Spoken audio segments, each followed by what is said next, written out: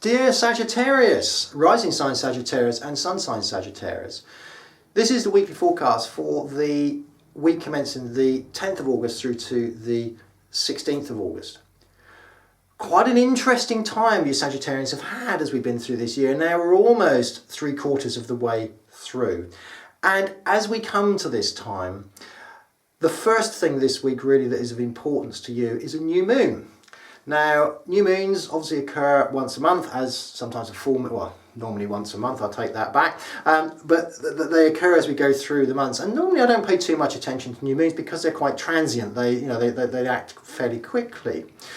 But with your case, Sagittarius, it does happen in a sign that is particularly fortuitous. It works very well with you, and this new moon, of course, is in the sign of Leo. Now, Leo is a fixed sign, but which means that it tends to hang on to ideas. Now, new moons are all about new ideas, new beginnings, new ways of looking at things. And the key thing here is, as it occurs in your 9th house, the 9th house, of course, is what I call the higher house, and is also your true home when we look at the solar system or look at the house system. So the 9th house is quite important to you because you sit very nicely in there, because you, Sagittarius in general, you tend to be a seeker. You tend to be the person that never really believes in anything until they've seen the proof or have had the emotion that links with it. And once you've had that emotion, then you tend to follow that cause, but you have a good open mind. So you're always looking to expand your mind. And this is the beginning of a trend as we go through this year towards the end of the year, when you're going to need to expand your mind. So it's quite an important week. Look for trends that are coming in this week, because the trends that are coming in are ones that are going to take you through to the end of the year. Now, one other very important thing that is happening with you is, of course, Jupiter. Jupiter has changed sign.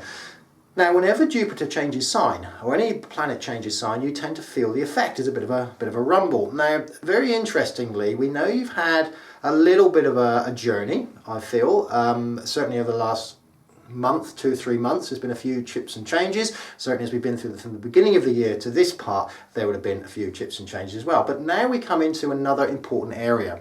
And Jupiter moves into your area of ambition. But as it does so, it sets up a little bit of a challenge.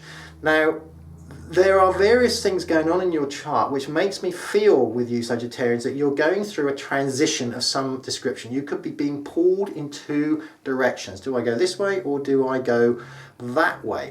Now, these challenges are also exacerbated or magnified because we also in your 12th house, which is a house that doesn't normally carry a lot of weight, but it's got Saturn in that 12th house, and that 12th house is about to move, Saturn is about to move into your 1st house as Saturn goes direct. Now, you may not be feeling too much of an effect, but it'll have an undercurrent for you, because what you've got is a challenge at this particular moment in time, and the challenge is going to be what you really want to do versus what you are doing. Now, that challenge has been around for a little while, and I do feel it's a challenge between what is old and trusted to what is new and a little bit unknown.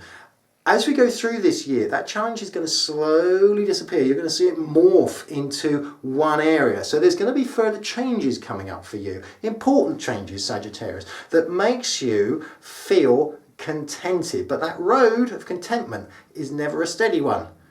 But I will continue that as we go through August, and the planets tend to align in a better way to give you the better vision.